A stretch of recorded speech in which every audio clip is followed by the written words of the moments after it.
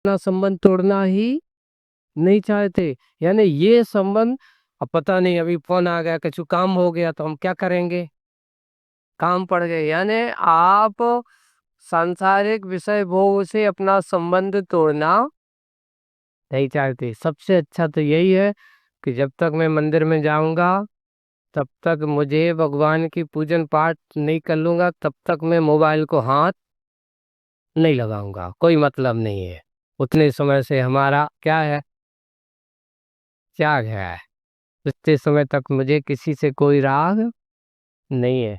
यही सबसे बड़ा वैरागी के लिए ऐसा ऐसा विराग भाव, वैराग्य भाव जिनके अंदर होता है, वे ही इस नश्वर शरीर के स्वरूप को समझ पाते हैं। जब चंद्रप्रभु भगवान ने इस देह की नश्वरता को जाना और उनके मन में ये विचार आया कि पता नहीं क्या हो गया, कैसे हो गया,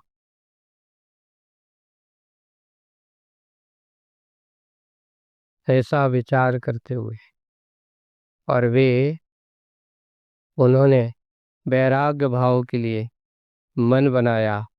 और मन बनाते हुए उन्होंने सोचा कि अब इस संसार में कोई सार नहीं है।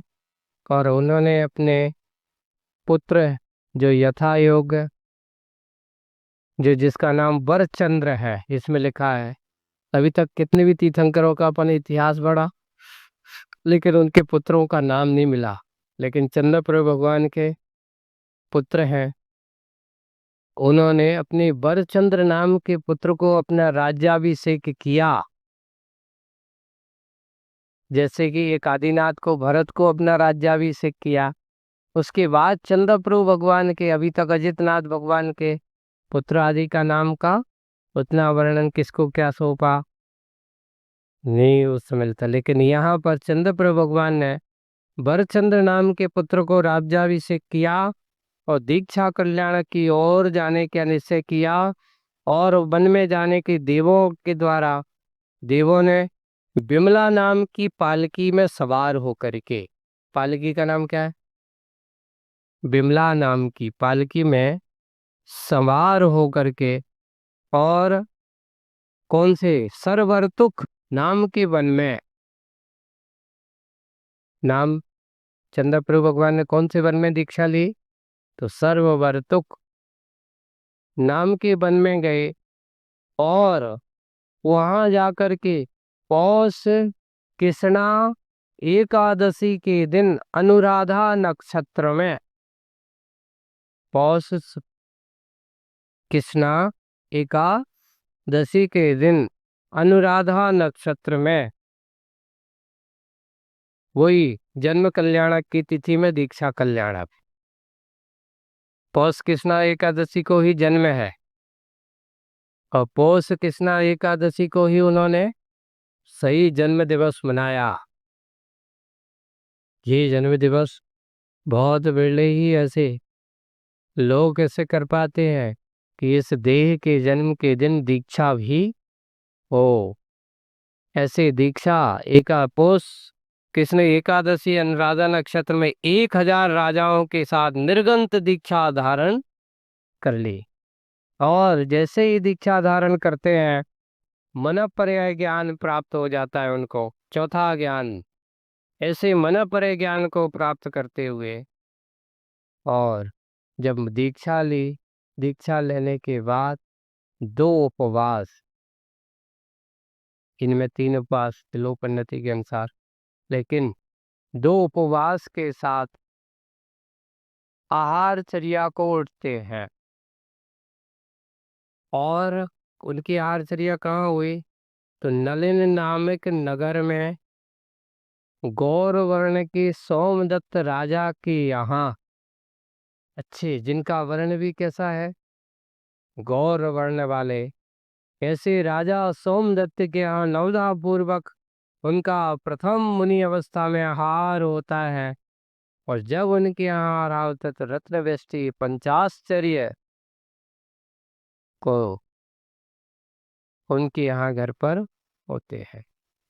ऐसे चंद्रप्रभु भगवान है जिनकी दीक्षा लेते ही महान पुण्य का अतिशय, कहना चाहिए पुण्यशाली जीवों की यहाँ पंचश्चर्य जैसे होना स्वाभाविक है। ऐसे भगवान जगह जगह व्यवहार करते हुए 5 महाव्रत, 5 समिति, 3 गुप्ती, इस प्रकार का 13 प्रकार के चारित्र को पालन करते हुए 28 मूल गुणों को ध्यान में रखते हुए विहार करते हैं। अब यहाँ पर देखिए 5 महाव्रत है, 5 समिति है, 3 गुप्तियां हैं, एक और है भगवान के लिए समिति तो है, ईर्य समिति का उपयोग तो करते हैं, पर बोलते समिति और गुप्ती में अंतर है। गुप्ती में बोला नहीं जाता, समिति में बोला जाता है। भाषा समिति जो होती है हित मित प्रिय वचन बोलना, सीमित बोलना जब जरूरत हो तो। लेकिन गुप्ती कहते हैं वचन गुप्ती किसको? मौन रहना, बोलने के भाव भी नहीं करना। एक और है मौन तो हमने ले लिया, पर इशारे आदि चल रहे हैं तो आप शब्दों से नहीं बोल रहे पर मन से तो बोल रहे हो। मन में आपकी भाषाएं प्रकट हो रही हैं, मन में आपकी प्रवृत्तियां चल रही हैं। इसलिए वचनों का प्रयोग जब अपन करते हैं तो उनका विराम मन से भी हो, वचन से भी हो और काय से हो। इसको नाम गुत्ती है। हमारे भगवान मौन रहते हैं जब तक केवल ज्ञान नहीं होता। उनकी चर्या बिल्कुल मौन ही है, किसी से बोलने का नहीं, और ऐसे बोलते नहीं। इस प्रकार जिन मुद्रा को धारण करते हुए चंदा प्रिय भगवान विहार करते हुए कैसे 5 महाव्रत, 5 समिति, 3 गुप्ती आदि का पालन करते हुए पूरे 3 माह तक छद्मस्त काल रहा उनका। कितना? मात्र छोटा, सबसे कम है अभी तक के तीर्थंकरों में, सबसे कम जिनका अपन ने चरित्र सुना है। मात्र 3 माह तक उन्होंने जगह जगह विहार किया, और विहार करते करते उसी दीक्षा वन में पहुंचे। दीक्षा वन कौन सा था? सरवर्तुक, है ना, जिसपे जहां पर उन्होंने दीक्षा ली। और उसी वन में पहुंच करके नाग वृक्ष के नीचे, नाग के सर के ऐसा एक वृक्ष आता है तीर्थंकरों का। अभी आप लोगों को कभी तारंगा जाना है ना, और तारंगा के सामने उद्यान बना हुआ है सरकारी, उसमें एक तीर्थंकर उद्यान बनाया है ना। नीचे तपोवन गए, तारंगा के नीचे तपोवन के सामने तीर्थंकर उद्यान सरकारी वो बनी हुई है वहाँ पे। जब यहाँ के मुख्यमंत्री नरेंद्र मोदी जी थे तो उनने उसका उद्घाटन उस समय जब मुख्यमंत्री काल में किया होगा। तो वहां पर तीर्थंकर उद्यान में वो जितने भी तीर्थंकरों का केवल ज्ञान जिस वृक्ष के, तो वहां चारों एक राउंड बनाया है, तो उन वृक्षों को वहां पर लगाया गया है, तो उसका नाम तीर्थंकर उद्यान रखा गया।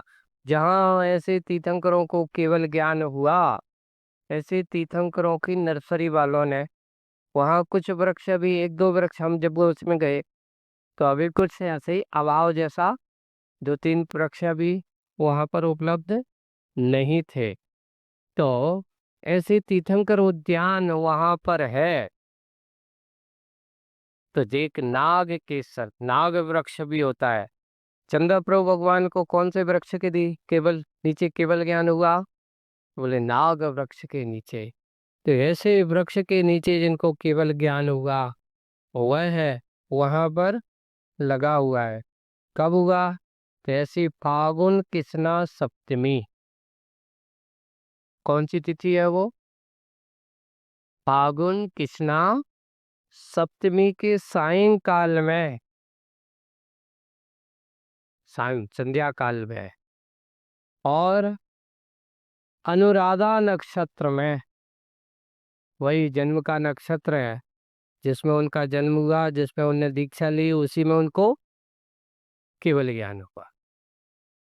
ऐसे अनुराधा नक्षत्र के योग में सम्यक दर्शन को घातने वाली प्रकृतियों को पहले ही क्षय कर दिया था जिन्होंने, और ऐसे अधाकरण अपूर्वकरण अनिवृत्तिकरण आदि तीन परिणामों को संयोग करते हुए छपक श्रेणी पर आरोहण हो जाते हैं, और करते हुए सुख सांप्राय चारित्र को प्रकट हो जाता है, और प्रथम शुक्ल ध्यान के प्रभाव से मोहिनी कर्म के शत्रु को नष्ट कर देते हैं।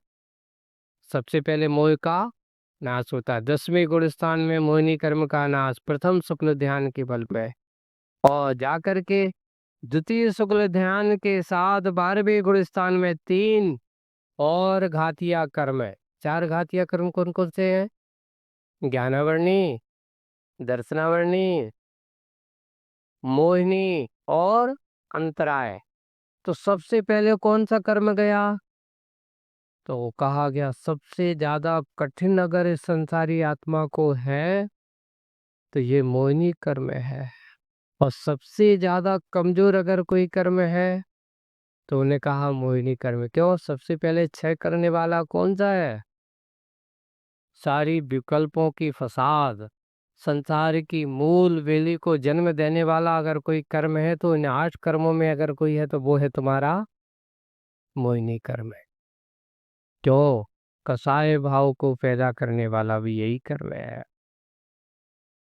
राग देश को पैदा करने वाला अगर कोई कर्म है तो यही कर्म है ना। एक दूसरे में बेमनस्ताएं पैदा करने वाला अगर कोई कर्म है तो मोहिनी कर्म है। और आपस में लड़ाई नहीं झगड़ने वाला अगर कोई है तो वो मोहिनी कर्म है।